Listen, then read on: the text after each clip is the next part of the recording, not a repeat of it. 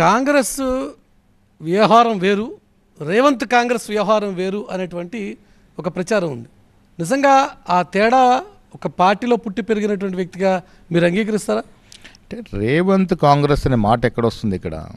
రేవంత్ రెడ్డి గారు ఎప్పుడైతే 2017లో కాంగ్రెస్ సభ్యత్వం తీసుకున్నాడో ఆనాడు is a pure Congress man, పరిపూర్ణమైన కాంగ్రెస్ వాదిగానే ఆయన ముఖ్యమంత్రి అయినాడు.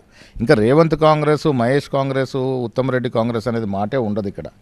ఒకసారి కాంగ్రెస్ సభ్యత్వం తీసుకుంటే లాంటి ఒక సీనియర్ మోస్ట్ లీడరు, పార్టీని 2 సార్లు అధికారంలో తీసుకొచ్చినటువంటి ఒక పిసిసి ప్రెసిడెంట్, రిప్రజెంట్ చేసినటువంటి జిల్లా నుంచి మీరు కూడా ఉన్నారు. ఈరోజు అంత క్రూషియల్ పొజిషన్లో ఉన్నటువంటి మీరు పార్టీలో జరుగుతున్న వ్యవహారాల్ని కనీసం కార్యకర్తల పక్షాన మీరు వినిపించడం లేదా? కనీసం మీకు ఆ మాత్రం స్వేచ్ఛ కూడా పార్టీలో లేదా? ప్రెసిడెంట్గా మీకే అంటే ఏమంటారు? పరిపూర్ణమైన స్వేచ్ఛ ఉంది.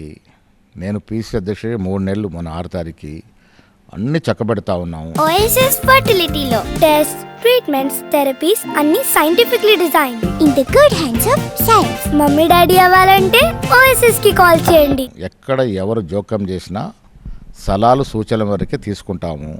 నిర్ణయం వచ్చినప్పుడు పార్టీకి ఏది లాభం అవుతుందో ఆ నిర్ణయం తీసుకుని ఏమాత్రం వెనక్కిపోము. అది రేవంత్ రెడ్డి గారికి చెప్పడమైనా, మంత్రులకు చెప్పడమైనా నిర్మమాటంగా, నిక్కచ్చిగా చెప్పే అలవాటు నాకున్నది. అది చెప్తా ఉన్నాం.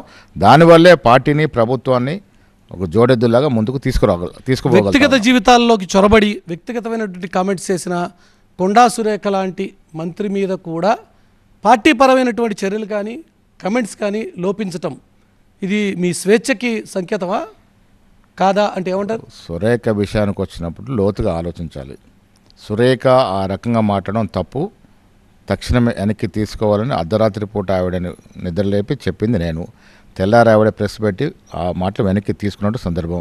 బట్ ఒక్కటిక్కడ సురేఖ గారు మాట్లాడటానికి ఆ అవసరం ఎందుకు వచ్చింది కూడా ఒకసారి ఆలోచించాలి. ఎక్కడో దుబాయ్ నుంచి సోషల్ మీడియా హ్యాండిల్స్ నడుపుతూ ఎక్కడో 4-5 ఏళ్ల కింద జరిగిన సంభాషణ, సురేఖ బంధువు మీద జరిగిన సంభాషణ తీసుకొచ్చి బయటపెట్టి ఆవిడని బజార్కి ఇచ్చడం, ఆ బాధలో, ఆ నొప్పితో ఆమె మాట్లాడడం తప్పైనా ఆ రకంగా మాట్లాడినప్పుడు లోతుగా విషయాలు తెలుసుకోవాల్సిన అవసరం కూడా ఉన్నది. ఎందుకు ఆవిడ ఆ రకంగా మాట్లాడాల్సి వచ్చింది? అయినప్పటికీ ఎవరి మీద ఆ రకంగా సినిమా పరిశ్రమలో రకరకాలైనటువంటి సమస్యలు అందుకే చాలా సెన్సిటివ్ ఇష్యూ కాబట్టే అది ఏఎస్సీ నేషనల్ దృష్టి కూడా పోయింది. కాబట్టి సురేఖ గారు తక్షణమే బేషరతుగా క్షమాపణ చెప్పడం జరిగింది.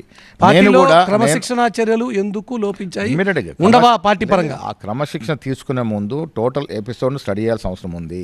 టోటల్ ఎపిసోడ్ స్టడీ చేసిన నేను ఆనాడున్న పరిస్థితిలో ఆవిడతో క్షమాపణలు చెప్పించడమే కాకుండా నేను కూడా ఒక అప్పీల్ చేయడం జరిగింది సినిమా ఇండస్ట్రీకి. ఇరువైపున ఉన్నవారు మహిళలే. ఒక మహిళని కేటీఆర్ కించపరిచే విధంగా వివరించడం వల్ల ఈ మహిళ ఇంకో మహిళ మీద మాట్లాడడం జరిగింది.